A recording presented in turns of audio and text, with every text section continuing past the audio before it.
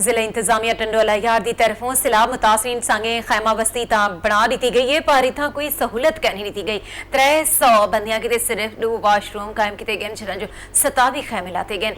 भुख ते मच्छर मुतासरीन की हालत मजीद खराब कर दी है। सूरत हाल जान दो नुमाइंदा वसेब टीवी तारिक हमीद अब्बासी तो। जी तारिक, क्या सूरत हाल नाजरीन को दसाओ। नाज़रीन, इस वक्त मैं मौजूद हूँ टंडोल यार बाईपास के मकाम पर। एक ज़िला इंतजामिया की जानिब से खेमा बस्ती तो कायम कर दी गई है। 300 अफराद के लिए खेमा बस्ती कायम की गई है, जिसके अंदर किसी भी चीज़ की सहूलत मौजूद नहीं है। यहाँ पर मच्छरों की भरमार है, मगर जो यहाँ पर जो रहने वाले हैं वो अजियत में अपनी ज़िंदगी गुजारने पर मजबूर हो चुके हैं। एक साथ हमारे साथ एक इलाका मकीन जो यहाँ के हैं मौजूद हैं, उनसे मजीद उनसे बातचीत करते हैं। इस हवाले से उनका क्या कहना है। जी, आप बताएँगे कैसे आपको यहाँ पर सहूलत मिली?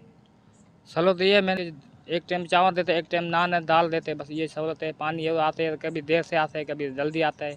बाकी ये तंबू में घर में बहुत बच्चे नहीं रह सकते। नींब है, शुक्र का नींब है हमारे पास है, बच्चे सारे उधर जाते हैं। आप भी सर पे बड़े बड़े आते, वो भी नहीं रहते, सब हमारे पास इधर आते हैं नींब के नीचे। अच्छा, मच्छर कैसे? मच्छर भी बहुत है, मच्छर पे है, आते हैं धुआं लगाने, 5 बजे 6 बजे आते हैं धुआं लगाने। ठीक है, धुआं लगा चल के अंदर बीमारियाँ बीमारी भी है, मच्छर काट रहे हैं। मच्छरदानी एक मच्छरदानी मिली है बस। इसे एक मच्छरदानी को हम 10 भाती है, वो क्या करेगा? सारे उसमें तो नहीं आएंगे एक मच्छर में। जी, आपने इन्हों की बात सुनी।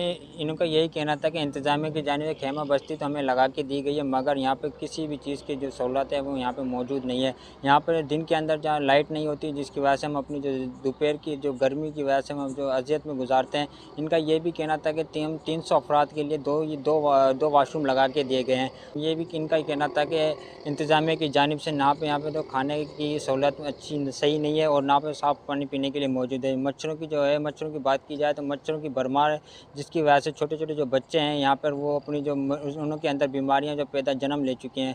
गैस्ट्रो जैसी बीमारियों की वजह से इलाका में जो यहाँ के मस्जिद हैं वो बड़े परेशान दिखाई दे रहे हैं। इन्होंने फौरी तौर पर ये इंतजामिया को अपील की है, लिहाजा हमारे को साफ़ पानी दिया जाए और जो खाने पीने की अशिया हैं वो भी हमें सही फ्राहम की जाए, जिससे हम अपने बच्चों की ज़िंदगी को बचा भी सकें और अपनी ज़िंदगी को सही तरह से गुजार भी सकें। जी।